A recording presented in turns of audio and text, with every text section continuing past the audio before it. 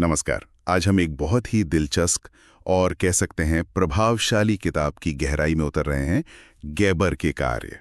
जी हाँ, ये वो किताब है जिसने सदियों तक मतलब विज्ञान की सोच पर काफी असर डाला। बिल्कुल। इसे प्राचीन रस विद्या यानी एल्केमी और जो आज का रसायन विज्ञान है, उसके बीच की एक बहुत जरूरी कड़ी माना जाता है। सही कहा।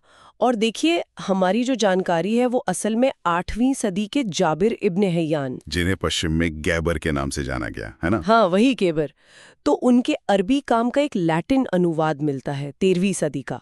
हमारी चर्चा उसी की समीक्षा पर आधारित है। अच्छा, हालांकि ये भी एक सवाल है जिस पर हम बात करेंगे कि ये लैटिन वाला गेबर और अरबी जाबिर एक ही हैं या नहीं। हाँ, वो लेखकत्व का प्रश्न जरूर है। तो आज का हमारा मकसद है इस काफी जटिल और प्रभावशाली ग्रंथ से जो मुख्य विचार हैं, जो इनसाइट्स हैं, उनको समझना। बिल्कुल। और ये समझना जरूरी है कि ये ग्रंथ इतना खास क्यों था उस समय।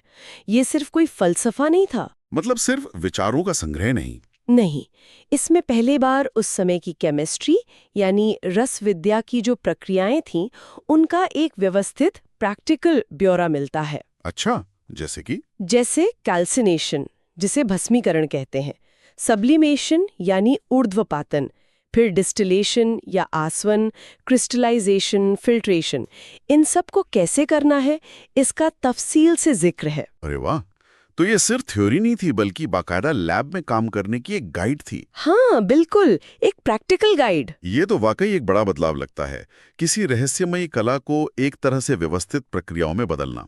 ये अपने आप में ही विज्ञान की तरफ एक बड़ा कदम था। आपने सही पकड़ा। यही इसकी सबसे बड़ी खासियत थी, सिद्धांत और प्रयोग का संगम। और इसी प्रैक्टिकल नजरिए से जुड़ा है गेबर का सबसे प्रसिद्ध सिद्धांत, सल्फर मर्क्यूरी थ्योरी। जी हाँ, सल्फर मरकरी सिद्धांत कि सारी धातुएं सल्फर और मरकरी यानी गंधक और पारे के अलग-अलग मेल से बनती हैं। हाँ, ये तो बहुत सुना है। आज सुनने में शायद थोड़ा अजीब लगे, पर उस जमाने के हिसाब से क्या ये वाकई धातुओं के गुणों को समझा पाता था? मतलब ये इतना प्रभावशाली क्यों हुआ? बिल्कुल समझा पाता था। उस समय के हिसाब से ये क्रांतिकारी विचार था। सोचिए, दुनिया की सारी धातुओं को सिर्फ दो मूल चीजों से समझाना, सल्फर और पारा। हाँ। सल्फर जो आग पकड़ने और रंग का गुण देता था, और मर्क्यूरी जो धातु वाली चमक और भारीपन देता था। इनके अलग अलग अनुपात और इनकी शुद्धता से ही अलग अलग धातुएं बनती थी। अच्छा, तो सोना कैसे बनता था इस थ्योरी के हिसाब से? सोना वो सबसे उत्तम धातु मानी जाती थी, मतलब एकदम शुद्ध सल्फर और मर्क्यूरी का बिल्कुल सही संतुलन। जबकि तांबा या लोहा जैसी धातुएं वो अशुद्ध या असंतुलित मिश्रण का नतीजा थीं। दिलचस्प है। इसने एक तरह से धातुओं को समझने का एक फ्रेमवर्क दे दिया जो सदियों तक चला।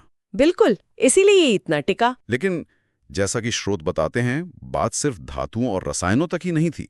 इसमें कुछ गहरे दार्शनिक और आध्यात्मिक पहलू भी थे। हाँ, और यहीं पे ये ग्रंथ और भी ज्यादा दिलचस्प हो जाता है।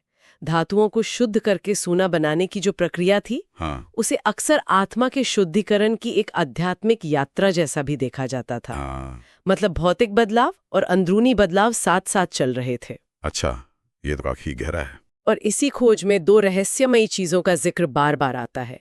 एक तो अमृत, एलिक्सर ऑफ लाइफ, जो अमरता दे सके, और दूसरा पारस पत्थर, फिलोसफर्स स्टोन, जो किसी भी मामूली धातु को सोने में बदल सके। क्या बात है! अमृत और पारस पत्थर, जाहिर है ये उस युग की सबसे बड़ी खोज रही होगी। लेकिन ये अजीब नहीं लगता कि आज जहां विज्ञान और अध्यात्म को बिल्कुल अलग देखा जाता है, उस दौर में ये इतने घुले मिले थे? हाँ, ये उस समय की सोच को दिखाता है। शायद वो भौतिक और आध्यात्मिक दुनिया को इतना अलग करके देखते ही नहीं थे। लेकिन देखिए, इसके दार्शनिक पहलू के साथ साथ इसका ठोस वैज्ञानिक योगदान भी बहुत बड़ा है। अच्छा, वो क्या था? सबसे जरूरी है प्रयोगों पर जोर देना।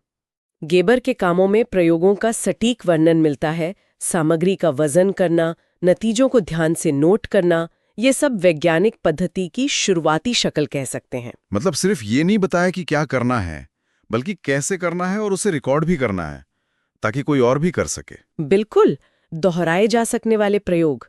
और इसी वजह से कई नए एसिड्स जैसे नाइट्रिक एसिड का वर्णन अक्सर गिबेरियन कॉर्पस से जोड़ा जाता है। नए रासायनिक उपकरण, प्रक्रियाओं का व्यवस्थित वर्णन पहली बार मिलता है।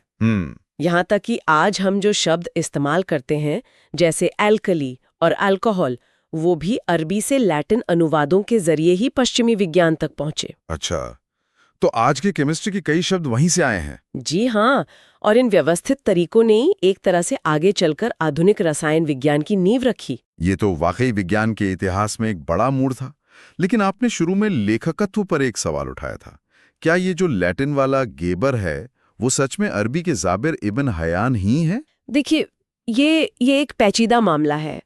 जो 13वीं सदी में यूरोप में लैटिन ग्रंथ गेबर के नाम से सामने आए, हाँ, उनमें और जो 8वीं 9वीं सदी के अरबी जाबिरियन कॉर्पस है, उनमें कुछ अंतर पाए जाते हैं। कुछ विद्वान मानते हैं कि ये सीधे अनुवाद हैं, और कुछ कई मानते हैं कि ये शायद किसी बाद के यूरोपीय लेखक ने लिखे हैं, जिन्हें कभी-कभी स्यूडो गेबर मतलब नकली गेबर कहा जाता है। हो सकता है उन्होंने जाबिर की शैली अपनाई हो या मूल अरबी कामों में काफी कुछ जोड़ा या बदला हो। मतलब लैटिन संस्करणों में कुछ ऐसी बातें हैं जो मूल अरबी में नहीं मिलती? जी, ये संभव है। तो असल पहचान पर थोड़ा रहस्य बना हुआ है। ये अपने आप में दिखाता है कि ज्ञान कैसे एक संस्कृति से दूसरी तक जाता है और बदल भी सकता है। चलिए, इस गहरी छानबीन को समेटते हैं।